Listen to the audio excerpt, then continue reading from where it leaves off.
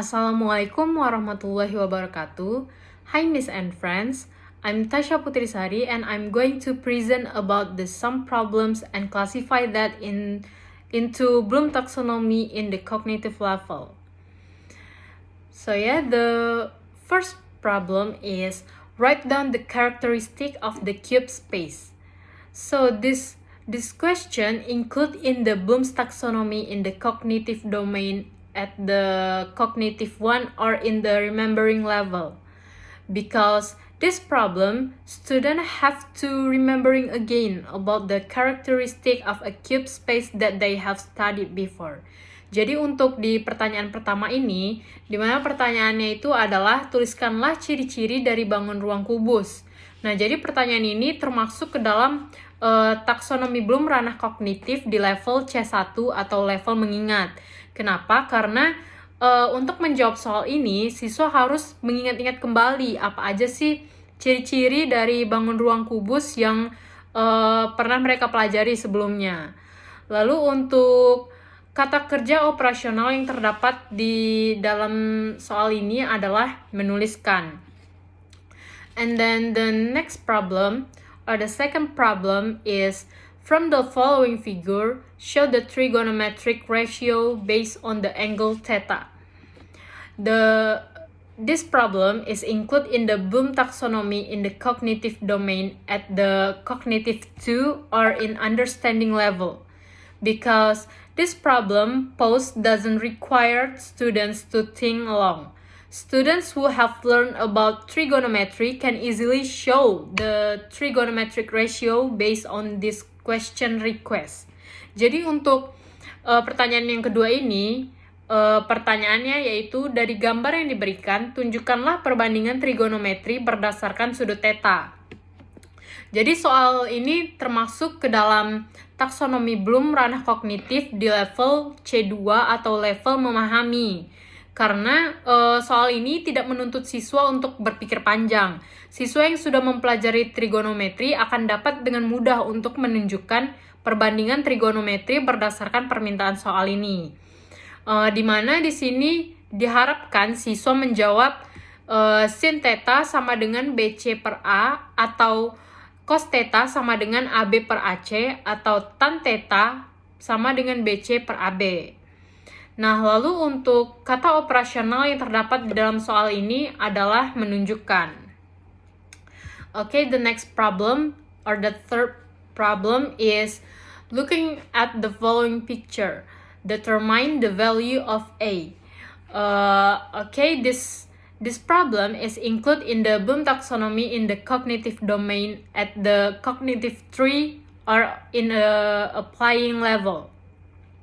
Because this problem, students just apply the principle of the sign ratio. So this problem can indicate the cognitive level of student at the application stage, where previously students have known and understood the concept of trigonometry. Then students are able to apply it when solving math problems as above. Jadi untuk soal yang ketiga ini, di mana soalnya adalah lihatlah gambar yang diberikan dan tentukanlah nilai A. Jadi soal ini masuk ke dalam taksonomi Bloom ranah kognitif di level C3 atau level menerapkan. Kenapa? Karena untuk menjawab soal ini, siswa harus sudah mengetahui dan memahami konsep trigonometri sebelumnya. Dengan begitu, siswa pun mampu menerapkannya saat menyelesaikan soal ini. Lalu untuk kata kerja operasional yang terdapat di dalam soal ini yaitu adalah menentukan. Okay, the next problem or the fourth problem is Mr. Bagas has a garden in the shape of a rectangle, which is 60 meter long and 42 meter wide. Around the garden are planted with mango trees, which are 3 meter apart from one another. How many mango trees surround Mr. Bagas' garden? So this problem is included in the Bloom's taxonomy in the cognitive domain at the cognitive 4 or in the analyzing level. Because To answer these questions, students must have the ability to describe the information contained in the problem and also analyze the problem to determine how many trees are needed to surround a garden. Jadi untuk permasalahan yang keempat ini, soalnya adalah Bagas mempunyai sebuah kebun yang berbentuk persegi panjang, di mana panjangnya adalah 60 meter dan lebarnya adalah 42 meter. Kemudian di sekeliling kebun ditanami pohon mangga yang berjarak 3 meter antara satu dengan yang lainnya. Lalu berapakah jumlah mangga yang mengelilingi kebun Pak Bagas? Nah, pertanyaan ini masuk ke dalam taksonomi Bloom ranah kognitif di level C4 atau level menganalisis. Kenapa? Karena dalam menjawab soal ini siswa harus mampu menguraikan informasi yang terdapat pada soal ini dan menganalisis masalah untuk menentukan banyaknya pohon yang diperlukan untuk mengelilingi sebuah taman, yaitu Taman Pak Bagas ini. Lalu untuk kata kerja operasional yang terdapat di dalam soal ini adalah menguraikan. Next, check the truth of the following statements and give your reasons. For the first statement is secant x and sin x always have the same sign value in all four quadrants. And the second statement is for x more than 30 degree, x less than 90 degree, and y more than 120 degree, y less than 150 degree, then the value of 2 multiply sin x less than cos 2y.